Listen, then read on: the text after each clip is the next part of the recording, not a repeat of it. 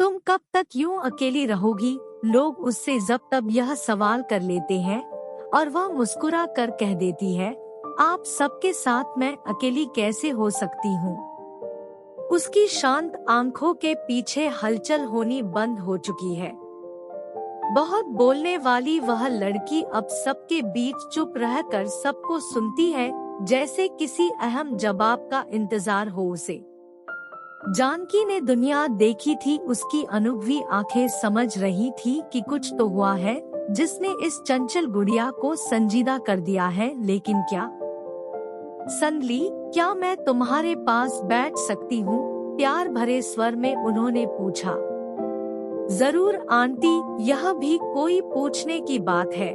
मुस्कुराती हुई संदली ने खिसक कर बेंच पर उनके बैठने के लिए जगह बना दी। कैसी हो? क्या चल रहा है आजकल? जानकी ने बात शुरू करते हुए पूछा। बस आंटी, वही रूटीन, कॉलेज पढ़ाई, संदली ने जवाब दिया। आप सुनाइए। बस बेटा, सब बढ़िया है। आजकल कुछ न कुछ नया सीखने की कोशिश कर रही हूँ। चश्मे को नाक पर सही करते हुए जानकी ने कहा। अरे वाह, क्या सीख रही है इन दिनों? संदली ने कृत्रिम उत्साह दिखाते हुए कहा, जिसे जानकी समझकर भी अनदेखा कर गई। बस यही कि उन अपनों को कैसे अपना बनाया जाए जो मुझे अपना कहते तो है पर अपना समझते नहीं। जानकी ने लंबी सांस भरी और चश्मा ऊपर बालों में टिकाते हुए संदली की आंखों में आंखें डालकर अपत्व भरे लहजे से कहा।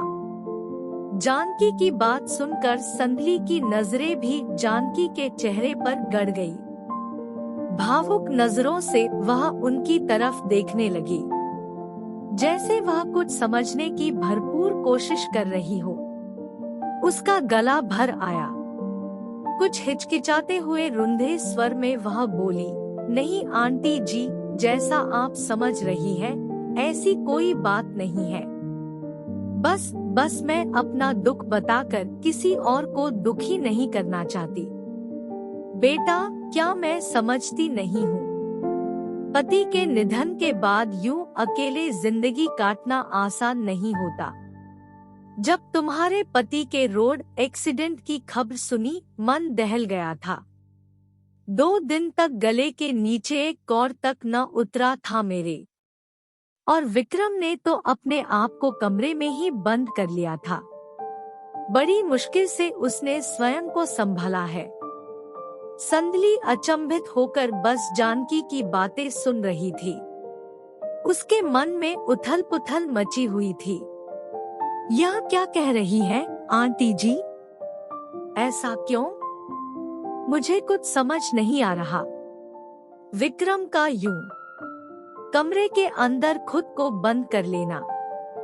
आंटी जी प्लीज खुलकर बताइए, आखिर आप कहना क्या चाहती है? उन्हें बीच में टोकते हुए विस्फारित नजरों से संदली ने पूछा। बेटी, लखनऊ से ट्रांसफर लेकर जब हम दोबारा इस शहर में आए तो तुम्हारे बारे में हमें सब पता चला। जब तुम्हारे घर गई तो पता चला तुम यहाँ हो, इसलिए तुमसे मिलने यही चली आई। जानकी ने हौले से संदली का हाथ अपने हाथ में ले लिया और बोलना जारी रखा।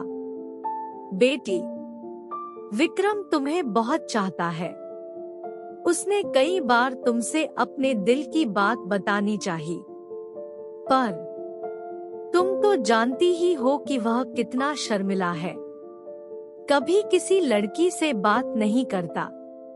तुम जब भी कभी विम्मी के साथ घर आती थी, वह किचन में मेरी मदद करने के लिए दौड़ा आता था और तुम्हें देखने के बहाने मेज पर नाश्ता भी खुद ही लगाता था। वह मन ही मन तुम्हें चाहने लगा था बेटी। तुम्हारा नाम सुनते ही उसका चेहरा टमाटर की तरह लाल सुर्ख हो जाया करता। मैंने उसके मन को भांप लिया था, इसलिए जब उससे तुम्हारे बारे में बात की तो उसने मुझसे अपने दिल की बात कह दी। बेटा, किसी अच्छे मौके पर तुमसे इस विषय पर बात करके हम तुम्हारे मम्मी पापा से मिलने की सोच रहे थे, लेकिन शायद ईश्वर की कुछ और ही इच्छा थी। तुम्हारी शादी तय हो गई। एक ओर जानकी बोले जा रही थी, दूसरी ओर संदली की आंखों से भर भर आंसू बह रहे थे। वह न जाने क्या सोच रही थी। उसकी खुशी में ही मेरी खुशी है बेटी। उसकी पसंद तुम हो। कहो, क्या तुम मेरे बेटे से शादी करोगी? बोलो बेटा, क्या मेरे विक्रम से शादी करोगी? संदली का गला रुद्ध था। अश्रु पलकों का दायरा तोड़ चुके थे। आंटी जी, जिस दिन उसका एक्सीडेंट हुआ, मेरा और उसका बहुत बड़ा झगड़ा हुआ था। वह बहुत गुस्से में घर से निकला था। उसका एक्सीडेंट मेरी ही वजह से। संदली के मन पर एक भार सा था। वह अपने पति के एक्सीडेंट का जिम्मेदार खुद को मान रही थी। नहीं नहीं बेटी, तुम यह क्या कह रही हो? उसकी मौत की जिम्मेदारी तुम नहीं हो। अपने मन से यह बोझ उतार दो। संदली बेटा, जीवन और मृत्यु उस ऊपर वाले के हाथ में है। वह सबको गिनकर सांसें देता है और सांसें पूरी हो जाने के बाद वह उन्हें अपनी शरण में ले लेता है। इसमें तुम्हारा कोई दोष नहीं। यह सब किस्मत का खेल है बेटा।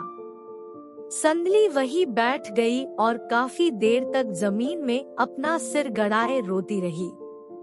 जानकी चाहती थी कि संदली आज जी भर कर रो ले ताकि उसका दर्द पिघल कर पूरी तरह से बह जाए, इसलिए उसने भी उसे रोने से नहीं रोका।